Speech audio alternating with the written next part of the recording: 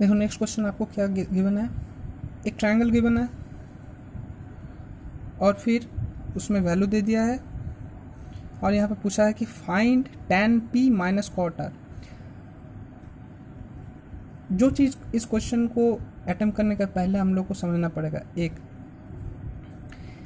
ये साइन जो गिवन है, देखो ये साइन हो गया 90 डिग्री वाला साइन, दैट मीन्स आपका क्यू एंगल हो गया राइट एंगल, तो इसके ऑपोजिट में जो है वो तो हाइपोटेन्यूस है, ये फिक्स्ड हो गया। अभी ये बेस है कि ये बेस है, ये डिपेंड करेगा कि आपका थीटा कौन सा गिवन है। तो अगर हम लोग क्वेश्चन को देखते हैं, पहले पूछा है tan p, मतलब एक बार आपको p को थीटा लेके, आपको p को थीटा पकड़ लिया है, फिर tan फंक्शन निकालने बोला है, और नेक्स्ट में आपको r को थीटा पकड़ लिया है और फिर cot फंक्शन निकालने बोल रहा है। तो मैं दो पिक्चर एक्चुअली ड्रॉ कर लेता हूँ, जिसमें एक बार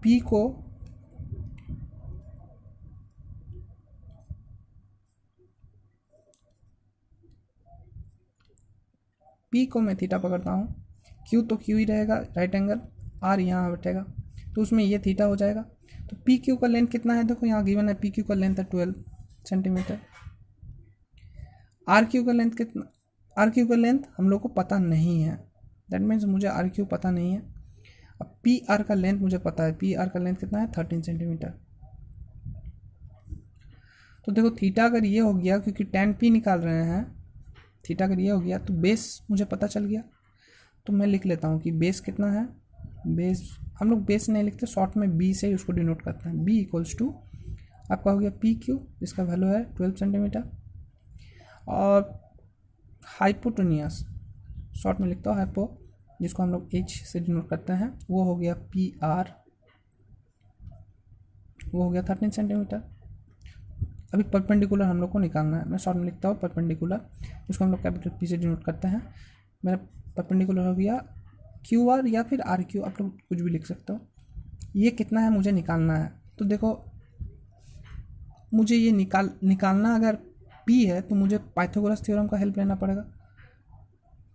पाइथागोरस थ्योरम से अगर हम लोग हेल्प लिखें तो यहाँ लिखना पड़ेगा कि according to Pythagoras theorem P square plus B square equals to H square. तो मुझे b पता है, h पता है, p निकालना है, तो p को मैं एक साइड में रखता हूँ और b स्क्वायर को मैं उधर भेज देता हूँ, H square minus B square. b उधर जाने से साइन चेंज हो गया। अभी p निकालना है, p स्क्वायर तो नहीं पूछा है, ओनली p पूछा है, दैट मीन्स इधर जो भी टर्म्स था उसको अंडर रूट करना पड़ेगा, H square minus B square. अभी h का वैल्यू भी पता है, b का वैल्यू भी पता है, पुट कर देता हूँ। h का वैल्यू कितना है 13 स्क्वायर, b का वैल्यू कितना है 12, दैट मीन्स 12 स्क्वायर। देखो 13 का स्क्वायर कितना होता है 169। 13 स्क्वायर कैसे निकाल रहे हैं, 13 इंटू 13 कर दे रहे हैं, स्क्वायर है मतलब 2 बार मल्टीप्लाई हुआ है, 13 का स्क्वायर है, दैट मीन्स 2 बार मल्टीप्लाई हुआ है 13, दैट मीन आएगा 169। तो ये हो गया आपका 169। वैसे अगर 12 का स्क्वायर करेंगे तो आएगा 144, इसको सबस्ट्रैक्ट करेंगे तो आएगा 25, और 25 को अगर हम लोग फैक्टराइजेशन प्रोसेस से जाएंगे तो 5 इंटू 5, दैट मीन्स ये 5 आएगा आंसर। 2 पेयर लेके 5 निकला, रूट के अंदर कुछ नहीं रहा, तो p आ गया 5। ओके, तो देखो आपने p को थीटा पकड़ के बेस, हाइपो और परपेंडिकुलर निकाल लिया, परपेंडिकुलर का वैल्यू आया 5 सेंटीमीटर।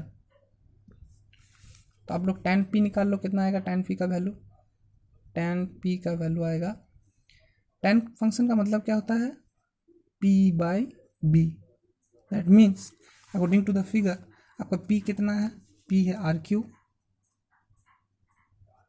और b क्या है, b है आपका P Q.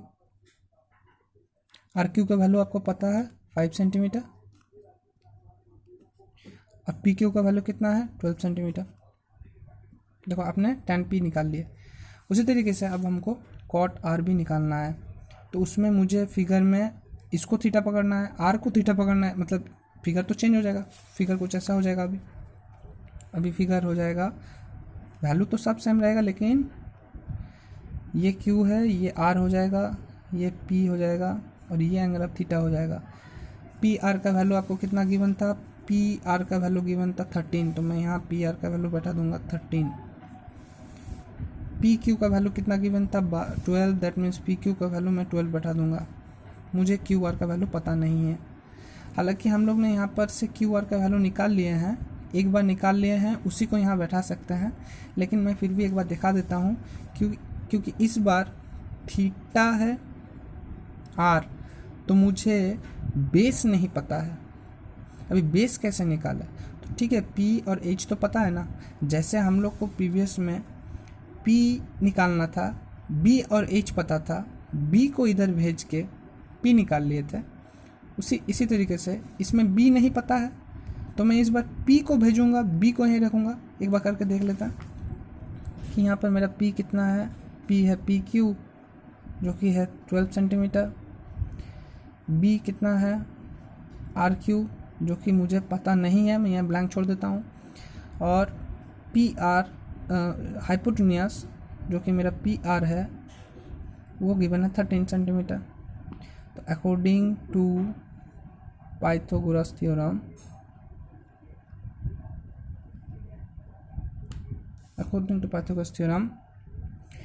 P square plus B square equals to होगा एच स्क्वायर। मुझे बी निकालना है तो पी को उधर भेजता हूँ, तो B square equals to H square minus P square. अब ओनली बी निकालना है, बी का स्क्वायर नहीं, तो बी अगर निकालना है तो इधर को रूट अंडर करना पड़ेगा, H square minus P square. देखो एच का वैल्यू पता है मुझे कितना है, एच का वैल्यू है 13 स्क्वायर, माइनस पी का वैल्यू कितना है 12 का स्क्वायर। देखो घूम फिर के वहीं पर बात आ गया, 13 स्क्वायर माइनस 12 स्क्वायर, मतलब कहीं ना कहीं इसका आंसर भी वही आएगा। तो b equals to root under 13 square minus 12 square, that is 169 minus 144, that means 25, that means 5। Okay, तो आपको b का वैल्यू पता चल गया, जो यहाँ पर आर क्यू है वो हो गया 5 सेंटीमीटर। तो आप लोग एक बार अगर निकाल लिए हो, इस ट्राइंगल का तीनों साइड का वैल्यू निकाल लिए हो, तो बार बार ये करना नहीं पड़ेगा। बस एक बार आपको ये समझ लेना है कि पी स्क्वायर हो या फिर बी स्क्वायर हो, आप लोग जिसको निकालना चाहते हो उसको उधर ही रखो। जैसे यहाँ पर b निकालना था तो b को इधर रखा, यहाँ पर p को निकालना था इसलिए p को यहाँ पर रखा था, तो आपको b पता चल गया। अभी हमको निकालना है कॉट, क्या निकालना है हम लोगों को? कॉट r निकालना है। तो कॉट r, मैं एक बार फिगर यहाँ ड्रॉ कर लेता हूँ, आप लोग समझने के लिए ईजी होगा।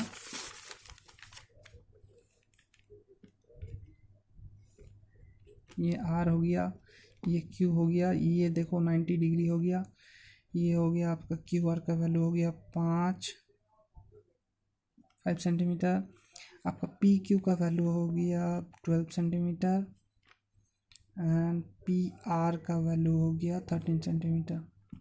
तो मुझे निकालना क्या, ये एंगल थीटा है, तो कॉट आर निकालना है।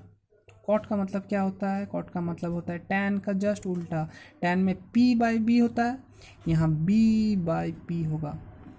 तो यहाँ पर बेस क्या है? क्यू आर है, और परपेंडिकुलर कौन सा है? 12 है।